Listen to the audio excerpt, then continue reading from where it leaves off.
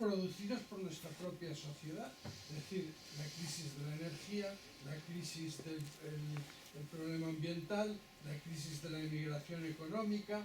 Entonces, el sistema del liberalismo a ultranza ha quebrado, está quebrando, hace agua por todos los costados.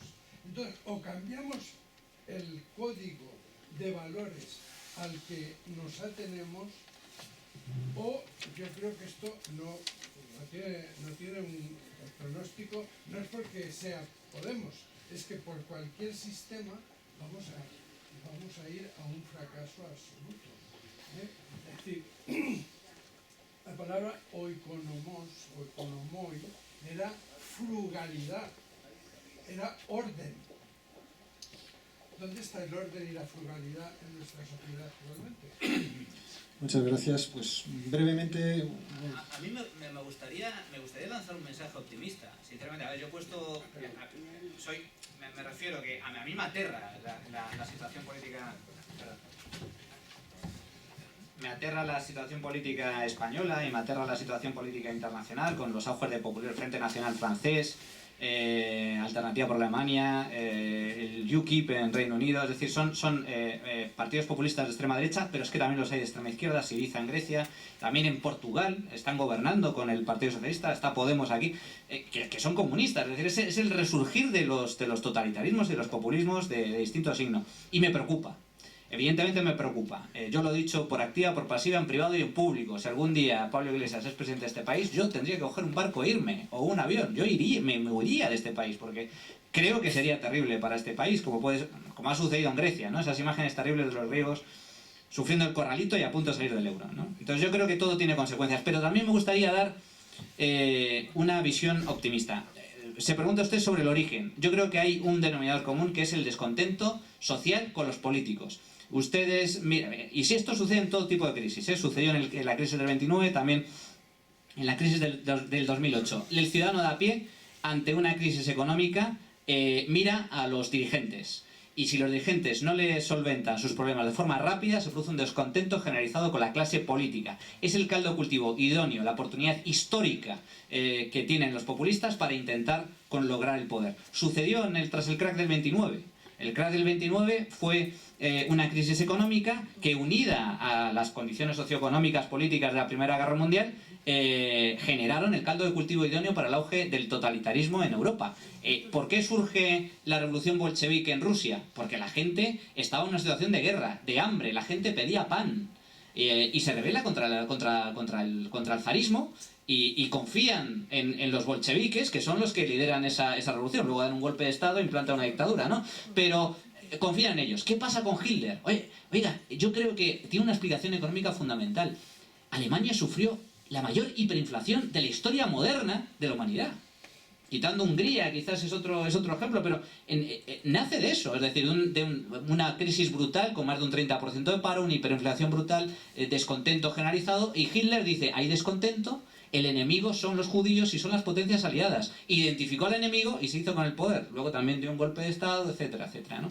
Yo creo que es el caldo cultivo idóneo es el descontento social y político. Pero, insisto, creo que la situación de hoy es mucho más optimista, o soy mucho más optimista con respecto a la situación del pasado. ¿Por qué? Porque tenemos instituciones democráticas y políticas mucho más fuertes, porque la globalización es mucho más fuerte, porque aunque Donald Trump, en los últimos días hemos escuchado por parte de analistas, periodistas, que es como una especie que lo han llegado a tildar de Hitler. Donald Trump, no, Hitler. Yo no lo veo, no, sinceramente no lo veo. ¿Por qué? Porque el poder de Donald Trump va a depender del Partido Republicano. En Estados Unidos es la democracia más sólida y más antigua del mundo, con instituciones fuertes, y van a ejercer contrapesos. Donald Trump no va a poder hacer lo que quiera. Y creo que lo mismo sucederá en caso de que Marine Le Pen gane en Francia. Puede haber riesgos, sin duda, pero confío en que esta vez las instituciones logren, digamos, que contrarrestar este tipo de peligros. Y con esto acabo. En Grecia ha ganado el populismo. En Grecia gobierna el populismo.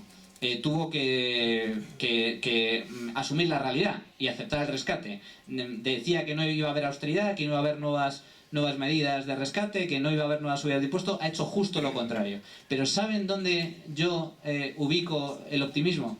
En que las últimas encuestas electorales en Grecia le otorgan una mayoría aplastante a Nueva Democracia, el Partido Popular griego. Se ha renovado. Ahora es un liberal el que lidera el partido y ha limpiado el partido. Pero la gente ya no confía en Tsipras. Si vuelve a haber elecciones, Tsipras perderá el poder. O sea que con esto lo que quiero decir es que en este contexto actual yo creo que tenemos muchas más herramientas para que en caso de que el populismo llegue al poder, fracase, porque va a fracasar seguro, y la gente reaccione. Gracias, profesor Llamas. Yo me gustaría, lo siento, pero ¿Qué Canalejas no puede contestar? Y yo es que no hay quería tiempo. contestarle al señor. Lo siento, pero no hay tiempo material. No hay liberalismo social y Canalejas Disculpe, representaba el liberalismo social. agradecemos, pero es que no hay tiempo material y tengo que leer aquí el texto tan interesante de la propuesta que paridad de euro-dólar que ha publicado el profesor Méndez en el diario El Imparcial. Doy lectura a este manifiesto, que no hemos leído antes, precisamente, digamos, porque si no densificaba el debate, y luego pues cedo la palabra al profesor Méndez, ¿no? Bien, leo directamente. Son conocidas las dificultades para avanzar en un tratado de comercio entre Estados Unidos y la Unión Europea. Incluso hay absurdas protestas para el tratado con Canadá. En cambio, la cotización dólar-euro lleva bastante tiempo estabilizada muy cerca de la paridad, 1,1 por un euro. Incluso se ha invertido ocasionalmente la cotización, 0,9 por un euro. Parece factible conseguir que ambas monedas se cambien establemente a la par. Esto estimularía el comercio entre ambas áreas. Pasadas las primeras turbulencias, sería de esperar que los mercados asumieran pacíficamente la paridad, que de hecho ya casi existe. No haría falta que intervengan oficialmente gobiernos ni parlamentos, sería preferible un acuerdo entre los dos bancos emisores. Que el Banco Central Europeo entregase un euro a cambio de un dólar sin límite de cantidad y que la Reserva Federal hiciese lo propio con cada euro que se quisiese convertir en dólar. La autonomía de ambos bancos emisores debiera en principio permitir tal cosa, y si las tensiones fuesen excesivas, bastaría que los dos bancos suspendiesen temporalmente su compromiso. La moneda mundial única es un ideal utópico de momento, pero es el ideal correcto.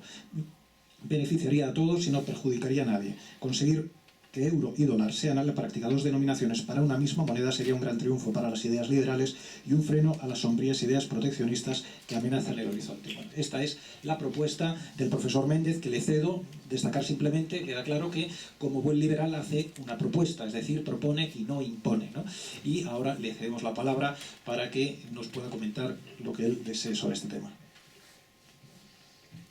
Bueno, que el señor Draghi y la señora Yellen se pongan de acuerdo a espaldas de sus respectivos gobiernos en cambiar el euro y el dólar uno por uno, tanto en Europa como en Estados Unidos, esto por supuesto es utópico. Pero creo que la propuesta intenta hacer ver la importancia que tiene el tema de una moneda única para todos los humanos, porque si eso fuera realidad, uno piensa, ¿y eso a quién perjudica y a quién beneficia? Si vemos que beneficia a todos y no perjudica a nadie, bueno, pues eso sería una propuesta hecha con mentalidad liberal. Pues yo entiendo que una mentalidad liberal es la que propone objetivos que son buenos para todos los humanos. Todos, sin ninguna excepción. Las hay. Es decir, los ilustrados del siglo XVIII que propusieron el sistema métrico decimal eran liberales en este sentido. ¿Por qué no son liberales las propuestas de Podemos y compañía? Pues porque no proponen algo que sea válido para todos los humanos, sino para algunos con perjuicio de otros. Bueno, esta es la importancia que yo creo que tiene este tema de airear la paridad entre el euro y el dólar, no porque se vaya a realizar, que creo que no es factible de momento, pero sí suscita la idea de que hay ideales que son válidos para todos los humanos. En la sociología lo llamamos valores.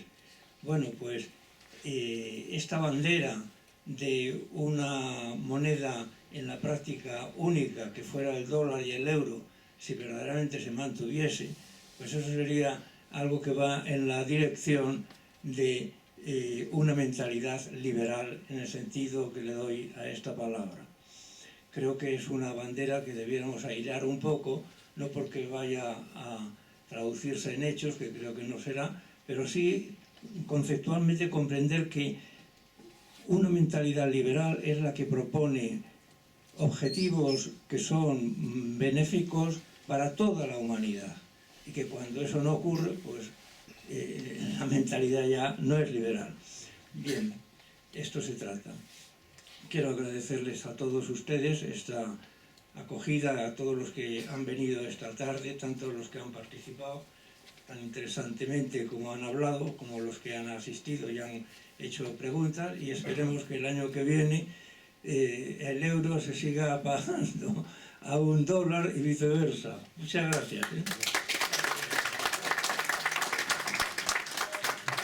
Muchas gracias, profesor Méndez. Efectivamente parece que el nuevo inquilino de la Casa Blanca no creo que esté por esta paridad, pero bueno, como le gusta el tema de las raíces de lo americano, quizá podríamos recordarle, como nos hace Angela Hepner en este magnífico estudio, que el primer dólar, el origen, está en el real de A8, que funcionó, digamos, en Estados Unidos durante 200 años y que fue una moneda, la primera moneda internacionalmente aceptada, el real de A8, el Spanish dollar, que llamaban en Estados Unidos, pues durante casi 200 años.